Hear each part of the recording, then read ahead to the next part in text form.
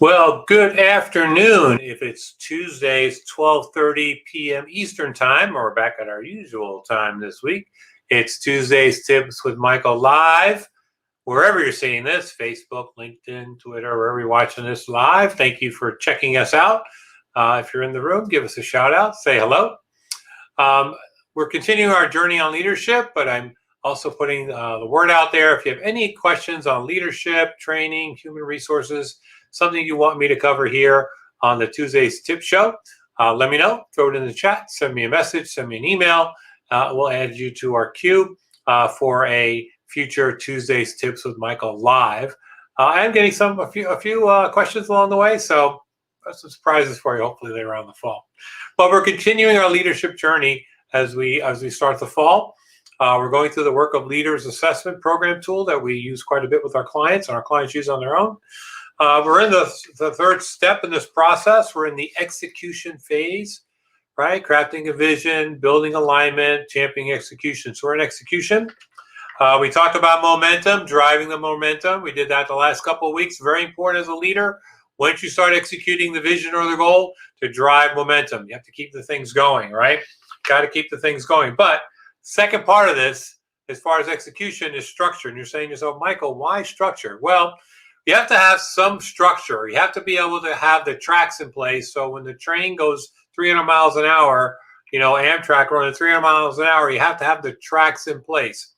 And what structure brings to your execution process is that structure, are the tracks. And there are two parts to that. There's planning, having a plan in place, and then analyzing that plan as you move forward down the tracks going 300 miles an hour. And I have a lot of leaders that just want to bypass this whole thing. Like, Michael, structure is not my thing. I really don't want to do this. And I'm like, listen, you can't go 300 miles an hour without a plan. You cannot do this without structure. You kind of have to have the plan in place. We talked about this earlier, right? There are folks earlier in this process that want to put the plan in place during the crafting the vision phase. Not really applicable there, but you really need to have it here.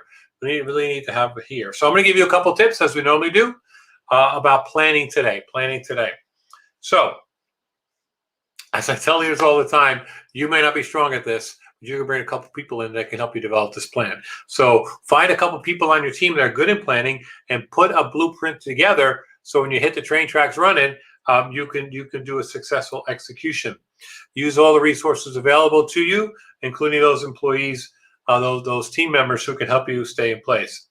Even if you're not in charge of the schedule, make sure that the schedule is available to everyone on the team. I work with teams all the time. We call this kind of the dashboard. You want to be able to look at the dashboard and say, this is where we are, this is where we're going, and these are the steps we need to do to get there. And I work with teams that have no concept of this at all. And no leaders have no concept of this at all, Michael. We're going to figure it out as we go along. I always ask them, how's that going for you? Well, we tend to forget things, and we slip through things, and we go too fast on some things and not fast enough on other things. Have a dashboard. Have an Excel file. Have a friggin' Word document that has ding, ding, ding, ding, ding on it, so you have something written down in the plan. And then identify those team members that are going to help you execute that with the plan. Maybe actually have specific tasks for individuals on the team. Obviously, something that you can work on. That all said, you know what they say about the best laid plans? Sometimes they don't work. But if you have this all documented in some format, you can move things around. You can move this here, move this here, move this here. But you got the plan in place as you're pushing forward. You understanding what's happening during the execution process. Periodically ask your team members how it's going, right? Are we meeting the goals in the plan? This is maybe your vision, but when you get to the execution phase, as we know, we built alignment, everyone's ready, everyone's bought in, but you really need to have the plan so that Mary and Joe know exactly what they need to do when the train hits the tracks running 300 miles an hour. Come back together, readjust the plan if you need to, but it's very, very important to have a plan from point A to point Z on what is going to happen to start executing this plan. Building momentum, having some structure.